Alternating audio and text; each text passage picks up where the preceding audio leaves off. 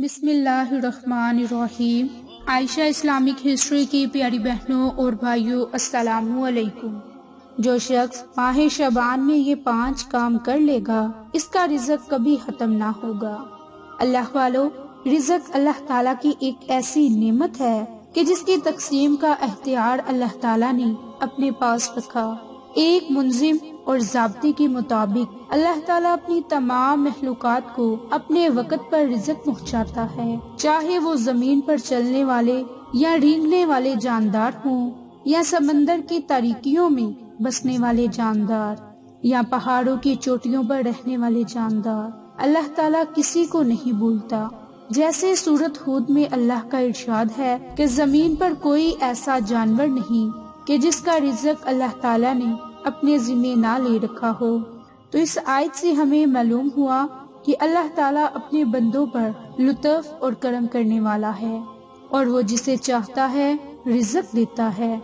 چنانچہ اگر کسی کو روزی کم ملے اور سرے سے نہ ہی ملے تو اس کی اس آیت کو پیش نظر رکھنا چاہیے کہ رزق کم ملنے یا بالکل نہ ملنے میں اس کا کرم اور کوئی حکمت پوشیدہ ہے، اور رزق میں جو کمی پیشی ہے وہ بھی اللہ کی طرف سے ہے۔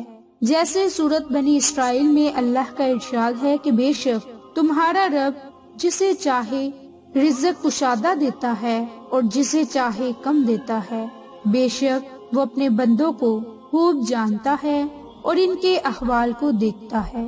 مگر یہ بات یہاں یاد رہے کہ رزق میں کمی نہ تو اللہ کی ناراضگی کی دلیل ہے اور نہ تو رزق میں زیادتی اللہ کی رضا کی دلیل ہے، بلکہ یہ تو امتحان اور آزمائش کے طور پر ہے۔ لیکن ایسا بھی ہوتا ہے کہ گناہ گار کے رزق میں وسعت ہوتی ہے، اور ایسا بھی ہوتا ہے کہ نیک اور فرما بردار کے رزق میں تنگی ہو۔ ان قرآنی آیات میں روشنی جان لینے کے بعد رزق میں خوشحالی اور تنگی لانے کا تنہا مالک اللہ ہی ہے اور اس کے سوا کوئی نہیں۔ ان 5 چیزوں میں سے پہلی چیز ہے تقوی اختیار کرنا۔ اللہ والو، اللہ سے ڈرنا یعنی تقوی اللہ کے احکام پر عمل کرنا اور ممنوع چیزوں سے اجتناب کرنے کا نام تقوی ہے، جن سے رزق میں برکت ہوتی ہے۔ جیسے سورۃ طلاق میں ارشاد باری تعالیٰ ہے کہ جو اللہ تعالیٰ سے ڈرے گا، اللہ تعالیٰ اس کے لیے راہ نکال لے گا اور اس کو وہاں سے رزق دے گا جہاں سے اس کو گمان بھی نہ ہوگا۔ اسی طرح سورۃ الحجر میں اللہ تعالیٰ نے فرمایا، اگر بستیوں کے لوگ ایمان لاتے اور تقوی اختیار کرتے تو ہم آسمان اور زمین کی برکتوں کے دروازے ان پر کھول دیتے، لیکن انہوں نے جھٹلایا، اسی لیے ہم نے ان کی کمائی کی پادش میں انہیں پکڑ لیا۔ اب برکت کا مطلب دولت کی کثرت نہیں بلکہ کفایت ہے، یعنی ضرورت کے وقت کافی ہو جانا۔ بہت سے لوگ کثرت مال کے باوجود معاشی تنگی کا رونا روتے ہیں، اور معاشی طور پر بظاہر درمیانے درجے کے متعدد لوگ انتہائی اطمینان سے زندگی گزارتے ہیں۔ یہ فرق صرف برکت کی وجہ سے ہے۔ اللہ والو، دوسری چیز ہے عبادت، کہ عبادت کے دوران بندے کا دل اور جسم دونوں حاضر ہوں، اللہ تعالیٰ کے حضور خشوع اور خضوع کا پاس رکھے، اور اللہ تعالیٰ کی عظمت ہمیشہ اس کے دل اور دماغ میں حاضر ہے۔ حدیث مبارک میں ہے کہ حضرت ابو ہریرہ فرماتے ہیں کہ نبی پاک صلی اللہ علیہ وآلہ وسلم نے فرمایا کہ بلا شبہ اللہ فرماتا ہے کہ اے ابن آدم، میری عبادت میں مصروف رہو، میں تیرا دل غنا سے بھر دوں گا اور تمہاری محتاجی کا دروازہ بند کر دوں گا۔ اگر تم نے ایسا نہیں کیا تو تمہارے ہاتھوں کو کثرت مشغل سے بھر دوں گا اور تمہاری محتاجی کا دروازہ بند نہیں کروں گا۔ اللہ والو، تیسری چیز ہے توبہ استغفار، اور ویسے بھی توبہ استغفار کرنے کی خاص رات آ رہی ہے، اور توبہ استغفار کرنے کے لیے تو کوئی وقت، کوئی حد مقرر نہیں، جتنی چاہے کثرت سے توبہ کریں، کیونکہ توبہ کرنے کی ایک خاص رات بھی آ رہی ہے جسے شب برات کہا جاتا ہے۔ شب برات کی رات بخشش کی رات ہے، مغفرت کی رات ہے۔ اس رات سے آنے سے پہلے کثرت سے توبہ کریں، کیونکہ یہ مہینہ توبہ کا مہینہ ہے، استغفار کا مہینہ ہے۔ جو کوئی توبہ استغفار کرتا ہے قرآن میں کئی جگہ اس کے بارے میں ارشاد ہے کہ استغفار کے ذریعے رزق میں برکت اور دولت میں فراوانی کا ذکر ہے۔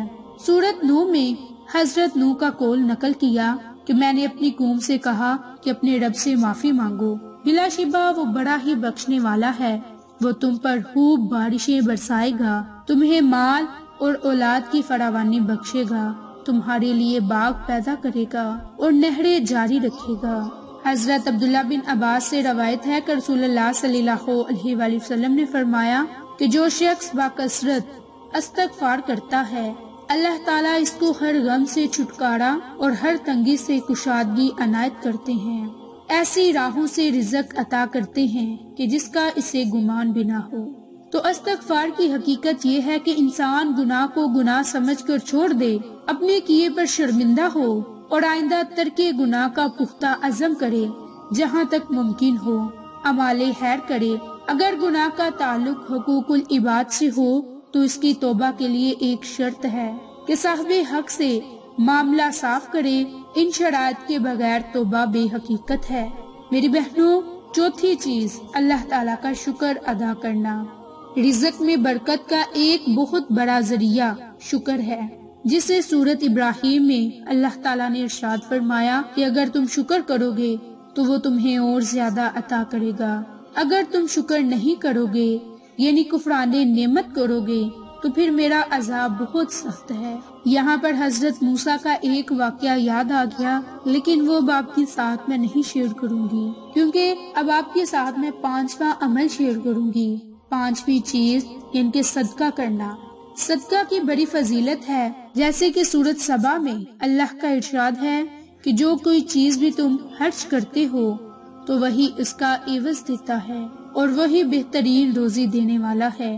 ہمیں یہ حکم دیا گیا کہ صدقہ دے کر رب سے تجارت کر لو، صدقے سے تمہارے رزق میں اضافہ ہوگا۔